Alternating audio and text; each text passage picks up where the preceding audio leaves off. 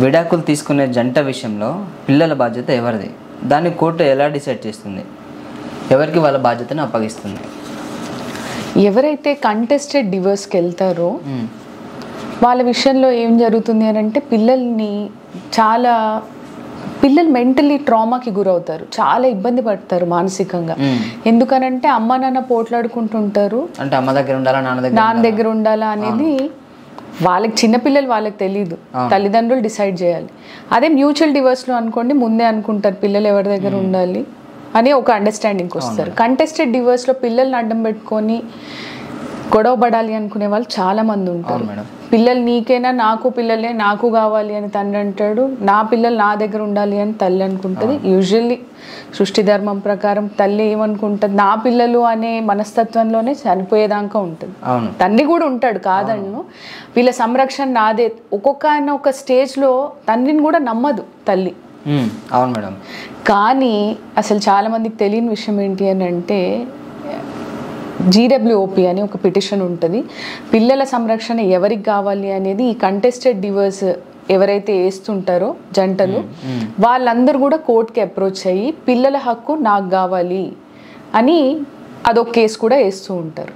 ఆ కేసులో ఏమవుద్ది అని అంటే, ఒకరికి మాత్రము విజిటేషన్ రైట్స్ అనేది, అంటే పిల్లల్ని చూడడానికి వాళ్ళ ఆలనా పాలన అప్పుడప్పుడు వెళ్ళి చూసి నా పిల్లలు బాగున్నారా లేదని చూడడానికి ఒకరికి రైట్ ఇస్తూ, పూర్తిగా కస్టడీ పిల్లలు ఎవరి దగ్గర పెరగాలి అనేది ఇంకొక పేరెంట్కి, అది తల్లి అయినా అయి ఉండొచ్చు, తండ్రి అయినా అయి ఉండొచ్చు, వాళ్ళకి ఇస్తుంది. అయితే కోర్టు ఈ నిర్ణయానికి ఎలా వస్తుంది అని అంటే, ఎవరి దగ్గర పెరగాలి, ఎవరికి పూర్తి సంరక్షణ ఇవ్వాలి అనేది. ఇప్పుడు తండ్రి లెటర్సే ఆయన బాగా బిజీ వర్క్, ఆయన బాగా సంపాదిస్తున్నారు, కానీ పిల్లల్ని చూసుకునేంత సమయం ఆయనకి లేదు అనుకున్నప్పుడు కోర్టు ఏం చేస్తుంది అని అంటే, మీరు ఇంత సంరక్షణకు పిల్లలకి, ఎడ్యుకేషన్కి, హెల్త్కి డబ్బు ఇవ్వండి. తల్లి ఒకవేళ ఇంటి దగ్గరే ఉంటున్నట్టయితే తల్లి తను చూసుకుంటుంది వాళ్ళ ఆలనా పాలన. అండ్ ఇంకో చాలా విషయాలు ఉంటాయి. అదొకటి, ఫైనాన్షియల్ స్టెబిలిటీ ఎవరికి ఉంది, పిల్లల్ని ఎడ్యుకేషనల్ వైజ్గా, హెల్త్ వైజ్గా, టోపోగ్రఫికల్గా పూర్తిగా వాళ్ళ పరిపూర్ణ బాధ్యత ఎవరైతే సరిగ్గా తీసుకుంటారు, అదొకటి. మెంటల్ స్టెబిలిటీ, ఒకవేళ ఎయిదర్ ఆఫ్ ద పేరెంట్స్లో ఎవరికైనా డిప్రెషన్ కానీ లేదనంటే స్కిజోఫ్రీనియా ఎటువంటి జబ్బులైనా ఉన్నప్పుడు వాళ్ళు పిల్లల్ని చూసుకోలేనప్పుడు మిగతా ఎవరైతే పార్ట్నర్ ఉన్నారో, వైఫ్ అయినా హస్బెండ్ అయినా, ఎవరు స్టేబుల్గా ఉన్నారో వాళ్ళకి ఇవ్వడానికే మొగ్గు చూపుతుంది కోర్టు. ఇంకో సందర్భం ఏంటి అని అంటే, ఒకవేళ తల్లి ఆల్రెడీ మళ్ళీ మ్యారేజ్ చేసుకోవాలనే ఆలోచనలో ఉంది, తండ్రి నేను పిల్లల కోసం ఒంటరిగా ఉండిపోవాలి అనుకున్న సందర్భాల్లో కూడా తండ్రికి ఇచ్చే ఛాన్సెస్ ఉన్నాయి. అలా పూర్తిగా వాళ్ళ సంరక్షణ ఎటువంటి లోపాలకి గురి అవ్వకుండా, లోనవ్వకుండా ఎవరు సరిగ్గా చూసుకుంటారు అనే దాని మీద కూడా డిసైడ్ చేస్తుంది కోర్టు. అయితే కొన్ని సందర్భాల్లో ఎప్పుడైతే పిల్లల్ని విపరీతంగా ట్యూటర్ చేస్తూ ఉంటారు తల్లిదండ్రులు, నువ్వు నా దగ్గర ఉండాలని చెప్పు అని వాళ్ళని భయభ్రాంతులకు గురి చేయడము, లేకపోతే నేను ఇలా చేసుకుంటాను అలా చేసుకుంటాను అని వాళ్ళని భయపెట్టడము, అలాంటి సందర్భాల్లో కోర్టు ఏం చేస్తుందంటే, జడ్జి గారు లోపలికి పిలిచి పేరెంట్స్ లేకుండా కౌన్సిలర్ సమక్షంలో మీరు ఎక్కడ ఉండాలంటున్నారు ఏంటి అని అడుగుతారు. అయితే ఇలాంటి సందర్భంలో రీసెంట్గా ఒక కేసులో ఏం జరిగింది అంటే, తల్లి ఆల్రెడీ ఇంకో అతన్ని పెళ్లి చేసుకుంది, 3 పిల్లలు ఉన్న వ్యక్తిని పెళ్లి చేసుకుంది.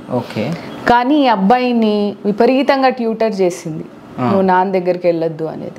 ఆ అబ్బాయి కౌన్సిలింగ్ రూమ్లోకి వచ్చినప్పుడు వాళ్ళ నాన్నని అంకుల్గా సంబోధించడము, ఎవరైతే పెంపుడు తండ్రి ఉన్నాడో తల్లి పెళ్లి ఆయన్ని తండ్రి అనడము ఆశ్చర్యానికి గురి చేసింది. అంటే తల్లి ఎంతగా అబ్బాయిని ఇన్ఫ్లుయెన్స్ చేస్తుంటే, మ్యానిపులేట్ చేస్తుంటే ఆ అబ్బాయి అలాంటి వర్డ్స్ వాడుంటాడు.